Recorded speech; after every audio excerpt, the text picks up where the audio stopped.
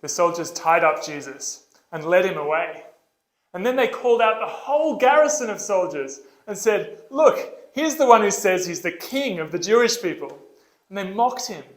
They blindfolded him and started hitting him and said, "If you're from God, prophesy. Who was it who hit you that time?"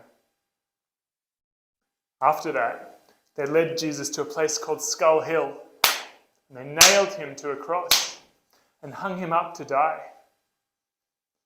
On each side of Jesus, they also hung up a criminal to die. And one of them started calling out, "Hey, didn't you say you were God's promised rescuer? Well, why didn't you rescue yourself? Hey, why don't you rescue us too while you're at it?" But the other criminal said, "Don't talk to him like that. Don't you realize that we deserve this punishment, that this man has done nothing wrong? Jesus, will you remember me when people recognize you as king?"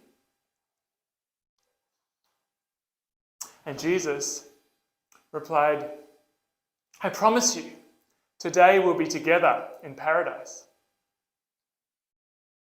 After that, the land became dark for 3 whole hours. At the end of that time, Jesus called out in a loud voice, "It is finished!" And he died. When the captain, who was in charge of the execution, saw everything that had happened, he said, "This man must have been innocent." They took Jesus down from the cross, and some of Jesus' followers got permission to take his body. They took it to a big cave in the rock that was a newly carved tomb.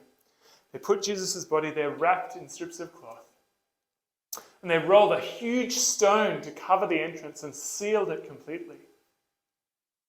Some women who'd been following Jesus saw where they put his body. They went home and started preparing some burial spices to put on the body.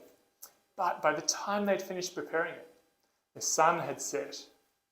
It was now the Jewish day of rest, and so they rested and waited.